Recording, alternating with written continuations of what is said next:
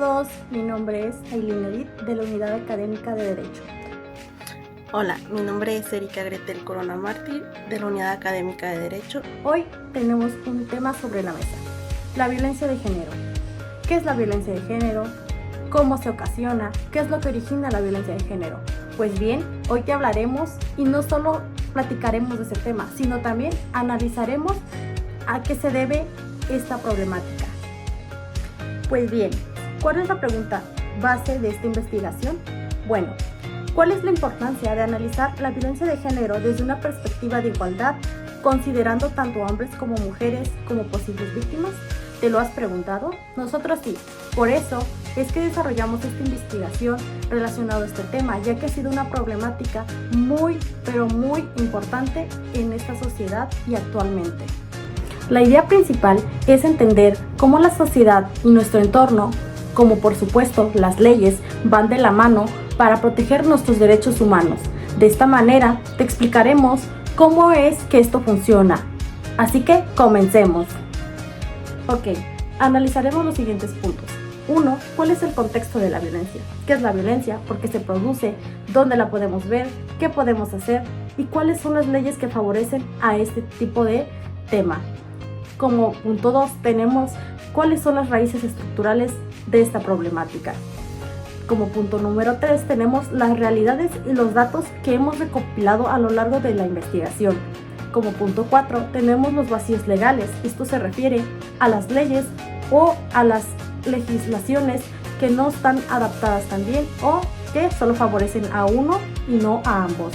Como motivo número 5 tenemos cuáles son los objetivos del protocolo, cuáles fueron los objetivos que nosotros dijimos, esto puede ayudar. Como punto número 6 agregamos la conclusión, ¿qué es lo que nosotros aprendimos? ¿Qué es lo que te queremos dar a entender? Bien, ahora sí, comencemos con el punto número 1.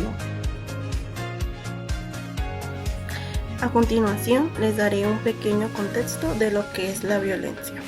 La violencia de género es sin duda alguna un gran problema a nivel mundial. La ONU ha establecido que la violencia de género es cualquier acto basado en el sexo y que cause un daño físico, psicológico, sexual o incluso económico.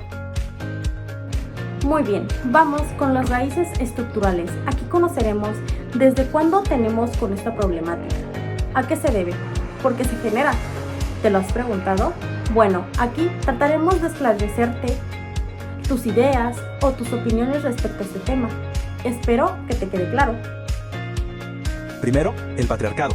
Ese sistema cultural que históricamente le ha dado predominio al hombre, normalizando ciertas conductas de control. Segundo, la construcción social del género, que son básicamente esas expectativas sociales tan rígidas que dictan cómo debe comportarse un hombre o una mujer. Y tercero, las relaciones asimétricas de poder, cuando la autoridad se distribuye de manera desigual y se usa la violencia para mantener el control. Todo esto nos explica el porqué de la vulnerabilidad femenina a lo largo de la historia.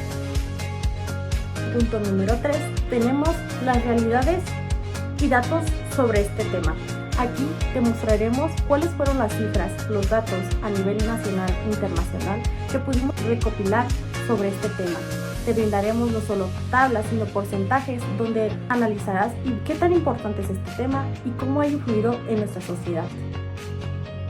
La investigación abre el panorama hacia datos que, la verdad, suelen quedar fuera de la conversación.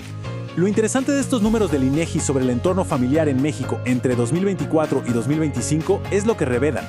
Claramente las mujeres enfrentan tasas altísimas, con un 5.9% reportando ofensas o humillaciones. Pero la estadística también nos arroja un dato enorme que suele invisibilizarse. Un 4% de los hombres reporta haber sufrido exactamente las mismas ofensas. 4%. Esto nos confirma que la violencia dentro del hogar también golpea profundamente a los varones. En cuanto al acoso y violencia sexual, tanto en espacios públicos como digitales, los números nos muestran una realidad muy cruda. Sin embargo, los estudios académicos nos advierten sobre un fenómeno paralelo súper importante. Hay barreras culturales gigantescas para que los hombres denuncien. Por estos estigmas de la masculinidad tradicional, esa idea de que el hombre debe ser fuerte y no mostrar vulnerabilidad, la verdadera magnitud de estos incidentes rara vez se denuncia formalmente. Es un subregistro enorme. Y para darnos cuenta de que esto es un fenómeno global, la investigación nos trae un estudio con una muestra aleatoria de hombres casados en la India. Los resultados son, impactantes. Más de la mitad un 52.4% experimentó alguna forma de violencia de género. El 51.6% reportó violencia emocional y un 6% violencia física. En una sociedad tan patriarcal como la India, estos números rompen por completo el molde tradicional de quién puede ser el agresor y quién la víctima. Pasa a gran escala. Y para anclar todo esto de una manera 100% neutral, tenemos esta cita del filósofo y demógrafo Guillermo F. que da en el clavo.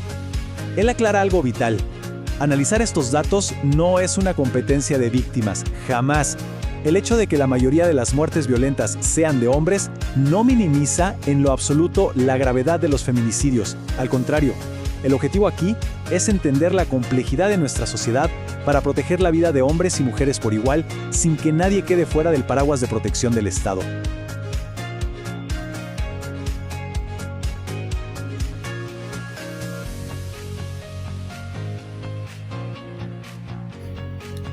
Pero en verdad, ¿la ley mexicana puede defender con igualdad a todas las personas? Ahora hablaré de los vacíos legales.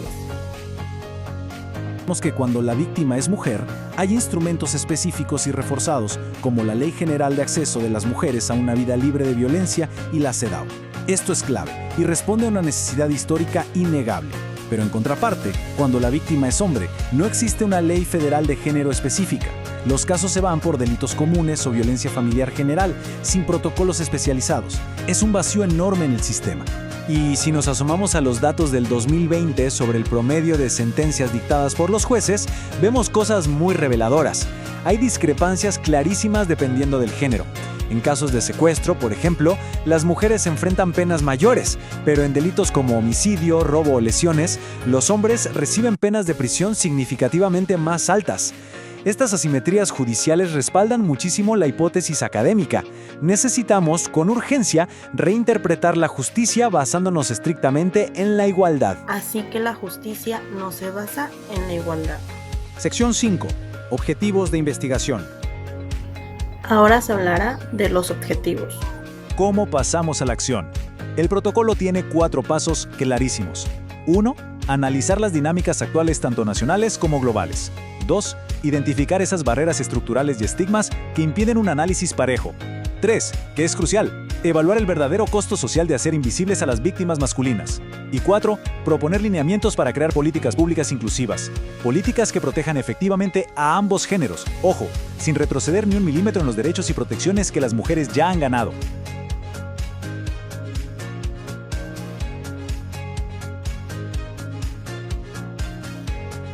¡6! Hacia la verdadera igualdad. Perspectivas globales y conclusiones.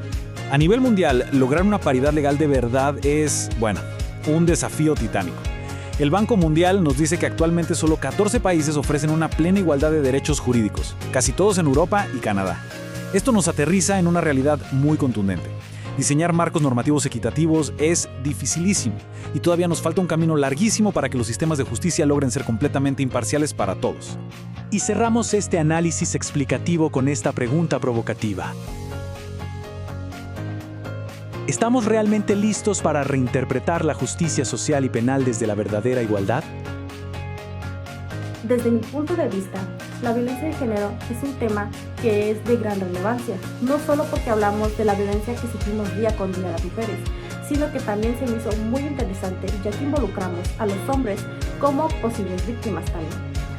¿Te ha pasado de que hay hombres que sufren de violencia de género y no han podido, no han tenido la libertad de expresarlo?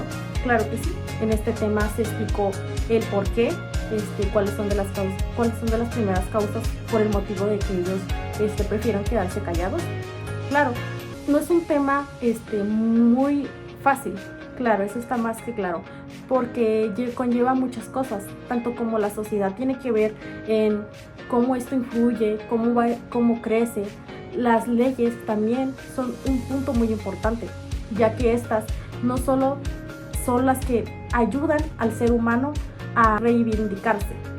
Claro que también hay leyes que favorecen y que gracias a esas también hay mujeres que han obtenido justicia gracias a la implementación de ciertas leyes.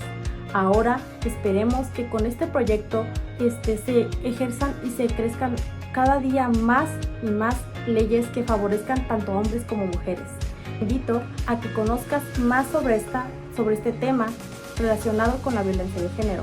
No te pierdas de cosas tan importantes como este tema. Gracias.